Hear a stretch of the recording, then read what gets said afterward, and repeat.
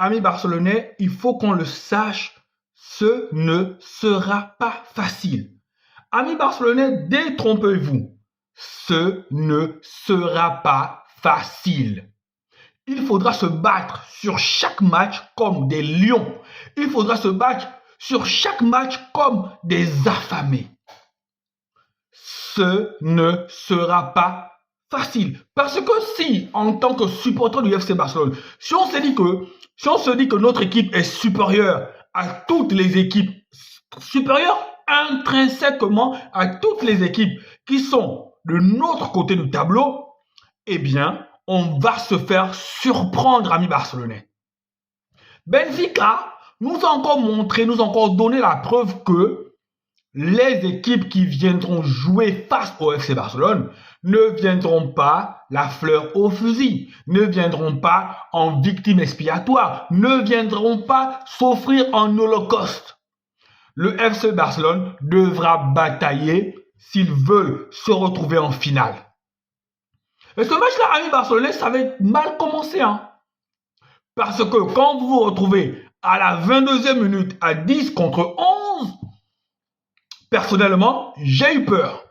Personnellement, je me suis dit, le Barça va perdre le match. Je ne pensais pas que le Barça allait prendre une valise, mais je me suis dit à 10 contre 11, j'ai directement pensé à l'année passée, le PSG face à Barcelone. En fait, tous les mauvais souvenirs sont revenus d'un coup. Je sais que Benfica a une qualité un peu en dessous ou deux tons en dessous de celui du PSG. Mais amis barcelonais, je vous jure que quand j'ai vu rouge à la 22e minute de Pau Cubarsí, je me suis dit, c'était mal embarqué. Je me suis dit, c'était mal embarqué. Après, au fur et à mesure de minutes, je me suis dit, si on sort de là avec un match nul, ce ne sera pas mauvais. On va terminer le boulot à la maison à Montjuic tranquillement. Mais Dieu merci les amis. Dieu merci les amis. On a dans notre équipe un joueur exceptionnel. Je ne sais pas, amis barcelonais, si vous vous rendez compte à quel point Rafinha s'est transformé. Je ne sais pas si vous vous rendez compte à quel point Rafinha est devenu le facteur X au FC Barcelone. Regardez la trajectoire de Rafinha. Regardez le Rafinha de l'année passée dont beaucoup voulaient se séparer. Et le Rafinha d'aujourd'hui, c'est le jour et la nuit. Et alors qu'on subissait, alors qu'on était en mauvaise posture, alors qu'on s'acheminait tout doucement vers un match compliqué pour le FC Barcelone, Rafinha est passé par là à la 61e minute. Rafinha a mis le petit but qui permet au FC Barcelone de prendre un avantage psychologique sur Benfica. Rafinha a mis le but qui permet au FC Barcelone de respirer et de voir venir Benfica la semaine prochaine à Montjuic.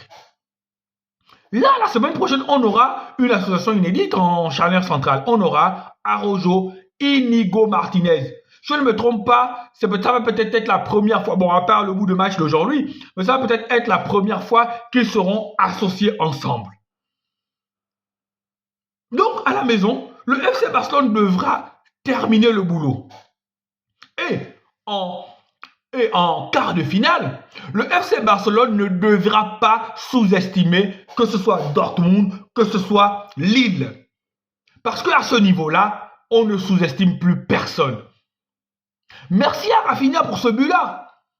Parce que c'était mal embarqué. C'était mal embarqué, il n'y avait pas d'inspiration offensivement. Le milieu de terrain essaie de... Là, comme ça, quand vous prenez un rouge, comme ça, tous les plans sont désorganisés. Et je remercie encore Rafinha pour ça. C'est pourquoi je dis que l'attitude de ce FC Barcelone-là, comparativement aux autres saisons, aux autres années, a changé. Je me souviens d'un FC Barcelone qui se résignait facilement lorsqu'elle avait un coup du sort. Lorsque le FC Barcelone prenait un rouge, lorsque le FC Barcelone se résignait facilement. Mais avec Hansi Flick a insufflé une autre mentalité à cette équipe-là. Et ça se joue au niveau psychologique. Amis barcelonais, réjouissons-nous de cette petite mais grande victoire qui permet au FC Barcelone d'être sur un fauteuil confortable pour aborder le match retour à la maison. Allez, amis barcelonais, prenez soin de vous. Ciao, ciao.